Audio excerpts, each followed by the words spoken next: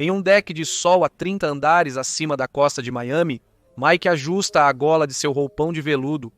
É uma peça de estilo gangster que grita chefe siciliano.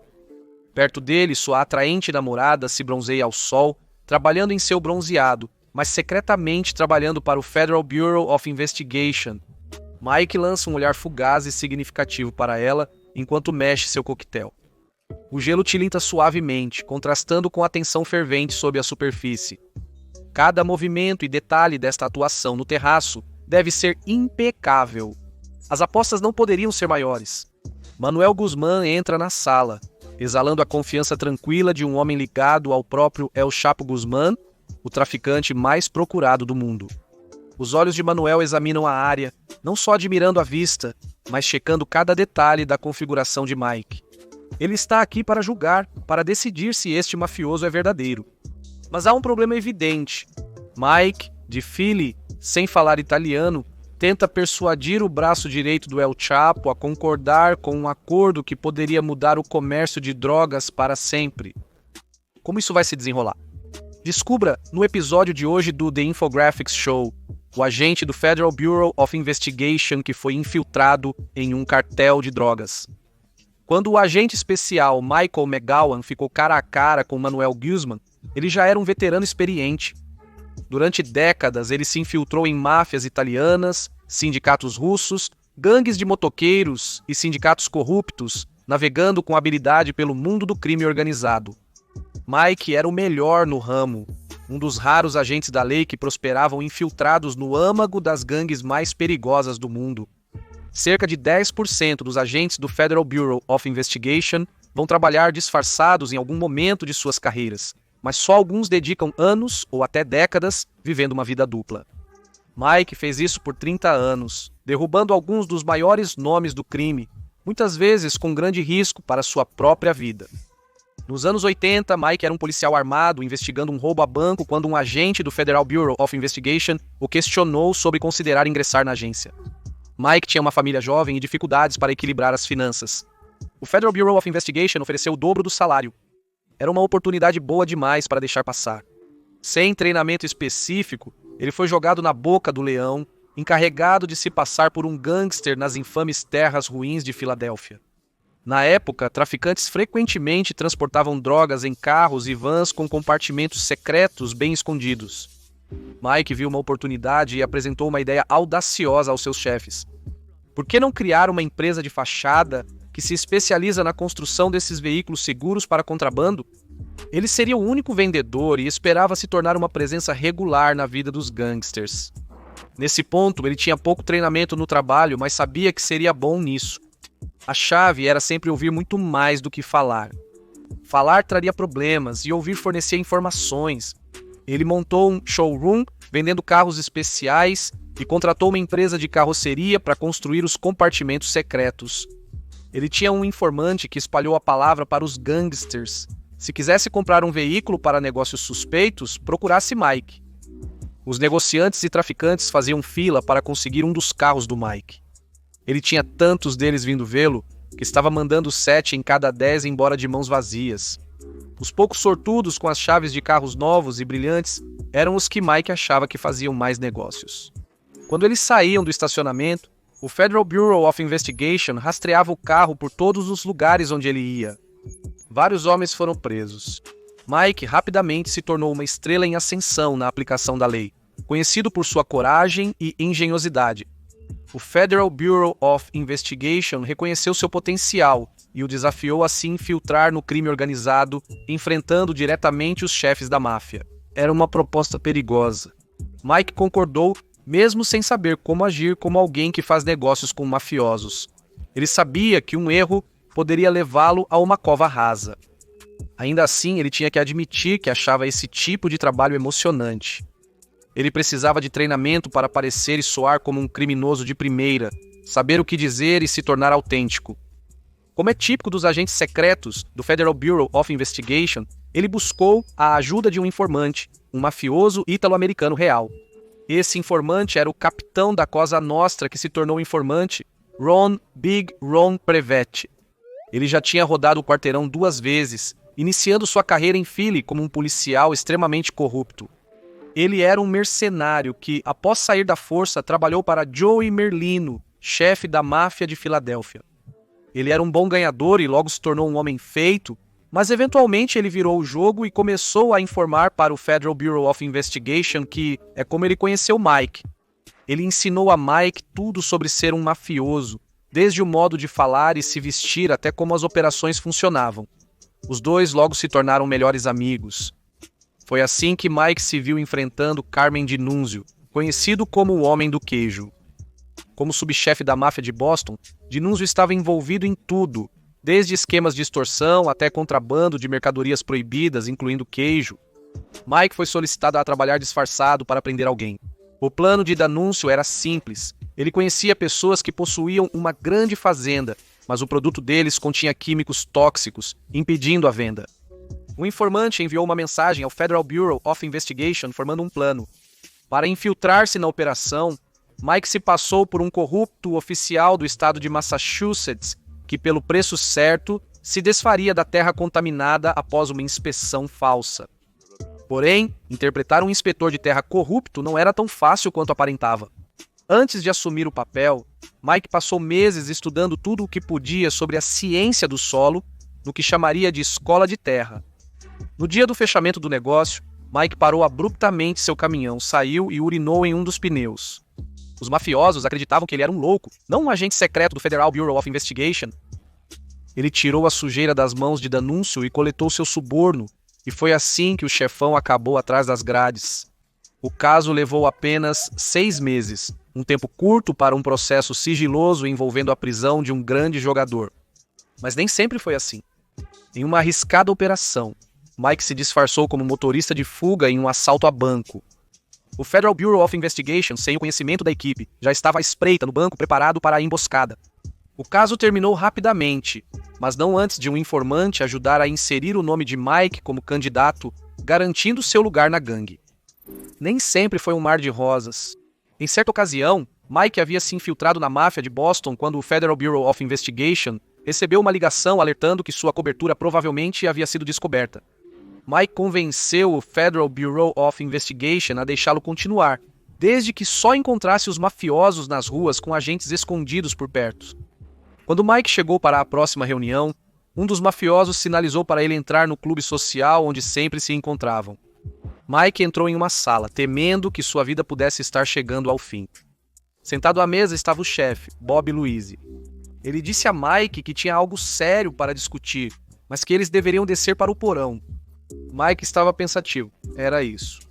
Se ele fugisse, provavelmente seria baleado, ou pelo menos arruinaria um caso longo e caro. Quando chegaram ao porão, em vez de sacar uma arma, Louise disse que queria remessas maiores de cocaína que Mike já havia organizado. Louise foi posteriormente condenado por tráfico. Mais tarde, perguntaram a Louise sobre aquele dia no porão. Ele disse que pensava que Mike estava sendo seguido pelo Federal Bureau of Investigation, então o levaram para lá para protegê-lo. Mike admitiu depois que entrar naquele prédio foi um erro de principiante, algo que não teria feito em seus anos de experiência. No trabalho secreto, erros podem ser fatais, e é pura sorte se puder aprender com eles. Ele teve muita prática. Mafiosos, ele disse, não gostam de estranhos, mas quando você oferece a eles negócios lucrativos, eles não resistem. Ele fez carreira através da ganância. Não havia ninguém melhor do que ele no trabalho secreto em todos os Estados Unidos da América, embora deva ser dito que sua glória foi um pouco manchada, quando ele e outro agente secreto fizeram amizade com um serial killer. Mike e o agente estavam conversando e o agente acidentalmente sentou em seu telefone. O último número tocou, o do assassino, e Mike e o agente discutiam sobre prendê-lo. O assassino, que ousadamente mandou o Federal Bureau of Investigation recuar, segue livre. Apesar de seus esforços, o Bureau não reuniu evidências suficientes para sustentar o caso. Mas acima de tudo, Mike era uma estrela no Federal Bureau of Investigation. Depois de infiltrar 3 famílias da Cosa Nostra, ele foi atrás dos russos, mas sua maior conquista foi o que ele fez com El Chapo. Mike estava no fim de sua carreira enquanto Chapo se tornava o traficante mais procurado da América, ganhando bilhões e capaz de extrema violência. Escondido nas montanhas de Sinaloa, Protegido por um pequeno exército fortemente armado, Mike e o Federal Bureau of Investigation ainda acreditavam que poderiam capturá-lo com um bom trabalho secreto.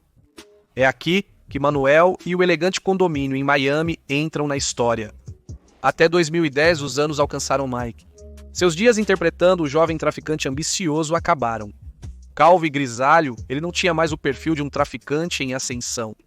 Em vez disso, ele teve que assumir uma nova persona, o grande chefão, o patrão.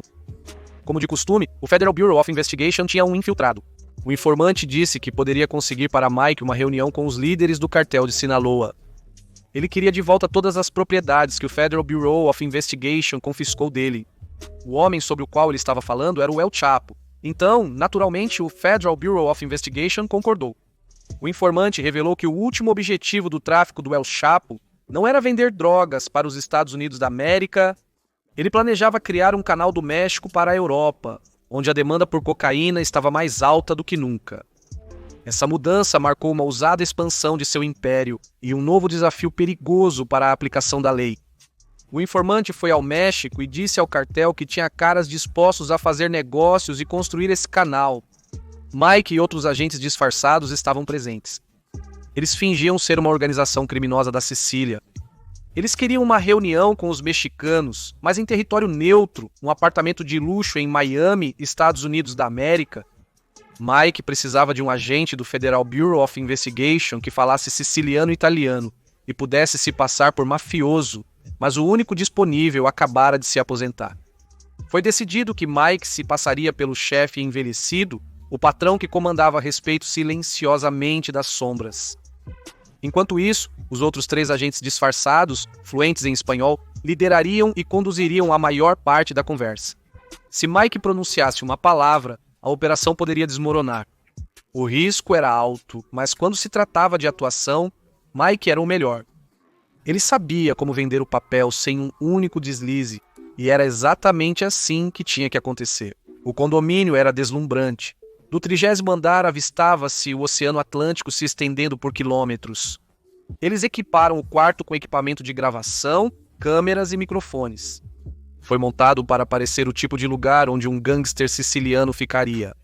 O plano era a TV estar passando futebol quando os mexicanos chegassem, pois é o que um italiano faria. Todos os envolvidos tinham um roteiro a seguir. Eles conheciam a localização de cada câmera oculta, podendo orientar os mexicanos caso se desviassem do lugar correto. As negociações não teriam sentido se os mexicanos não fossem vistos e ouvidos durante o processo. Um dos agentes deveria ser o mestre do transporte. Ele tinha habilidade para obter contrabando globalmente. Ele conhecia as rotas de envio e os sistemas de transporte internacional na Europa. Então informaria os mexicanos sobre logística.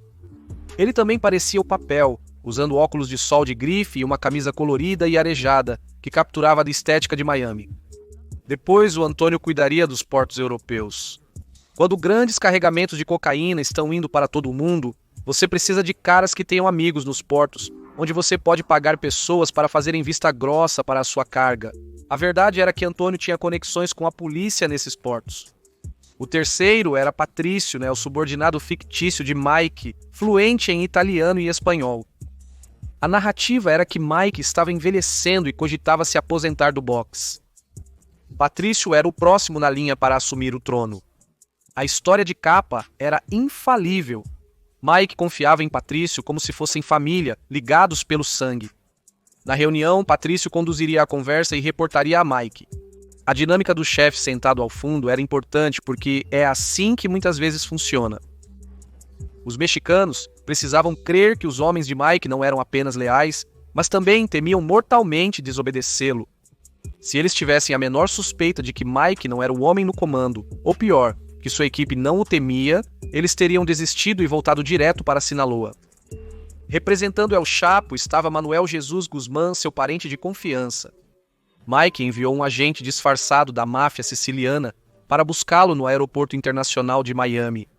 De volta ao condomínio, todos estavam nervosos, mas isso era bom.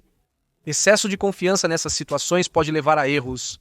Enquanto Manuel estava a caminho, Mike foi ao banheiro e decidiu vestir o que ele descreveu como um roupão de veludo roxo e extravagante. Ele já havia recebido um terno de $5.000 para usar e parecer o papel. mas achou que o roupão era mais autêntico para um gangster italiano rico e desprezível. Todos riram quando ele saiu do banheiro, mas isso acalmou os nervos deles. Manuel, em seu terno elegante, entrou na sala parecendo um homem prestes a fazer negócios comuns. Mike estava no deck, bebida na mão, tomando sol. Ele esperava que Manuel se apresentasse, mas por algum motivo ele não sairia para fora. Ele tinha um medo extremo de alturas. Ele ficou no canto do quarto, fora do campo de visão da câmera, o que não era bom. Mike foi para a sala principal e cumprimentou Manuel com um breve aperto de mão. Como o roteiro exigia, assim que se apresentou, ele voltou para o convés ao sol. Patrício, subordinado de Mike, disse a Manuel que Mike não era feliz. Ele só queria negociar diretamente com El Chapo. Afinal, ele era o chefe de uma grande família do crime italiano. Isso foi um insulto. Então, Mike deixou Manuel sentado no sofá por algumas horas enquanto ele ficava na varanda com a namorada. Esta era uma jovem agente do Federal Bureau of Investigation que parecia o tipo de garota que um rico chefe do crime namoraria. Ocasionalmente, Patrício sussurrava algo no ouvido de Mike, que acenava ou balançava a cabeça em resposta.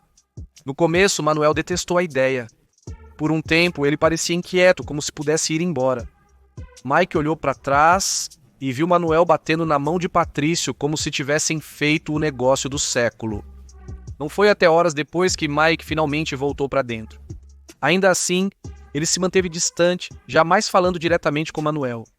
Em vez disso, ele contava com seus homens para transmitir informações ao seu ouvido, obviamente em italiano, que ele não entendia. Manuel fez sua oferta final. Eles começariam com 11 mil libras, e se tudo corresse bem, muito mais viria a seguir. Patrício se inclinou, sussurrou a proposta de volta para Mike. Mike balançou a cabeça em silêncio. Não, disse Patrício, isso é demais para a primeira remessa. Risco demais. Porque Mike recusaria uma enorme quantidade de cocaína que poderia levar os membros do cartel para a prisão por anos. Ele estava apenas sendo inteligente, essa era a resposta. Ele precisava parecer o mais autêntico possível. Em negociações, dificilmente a primeira oferta é aceita. Se Manuel tivesse concordado, poderia ter desconfiado. Mike afirmou estar criando um sistema duradouro, então por que apressá-lo antes de testarem seu funcionamento? Manuel, de origem rural, achou que uma menor quantidade estava boa. Após horas na mesa de negociação e algumas bebidas, ele estava se divertindo muito e não parecia querer ir embora. Meses depois, os mexicanos enviavam cargas de teste pelo falso oleoduto de Mike. As caixas enviadas nos navios mexicanos do Chapo não continham drogas, mas frutas, para testar se os sicilianos conseguiriam passá-las pela alfândega europeia. Sim, eles conseguiram. Os sicilianos realmente são bons no que fazem, como disseram. Após construir confiança suficiente, Mike o siciliano fez uma oferta a El Chapo em agradecimento por sua ajuda. Ele chamou isso de um plano de escotilha de fuga. Ele disse que poderia contrabandear El Chapo com segurança para a Itália, longe das muitas autoridades policiais que o perseguiam no México e nos Estados Unidos da América. Chapo recusou, mas ainda gostava deles. Um de seus homens uma vez disse ao Mike que El Chapo respeitava sua disciplina. Chapo mais tarde ofereceu a Mike um acordo de lavagem de dinheiro. Ele mencionou ter uma quantia para investir, da qual uma boa parte seria para ele. Ele quis dizer quase 500 milhões de dólares. Mike recusou novamente, recusar um negócio que dava a ele e seus caras uma aparência de autenticidade. Se eles se envolvessem com lavagem de dinheiro, isso poderia ter afetado negativamente a configuração do tráfico, que já levava quase 3 anos e muito dinheiro dos contribuintes.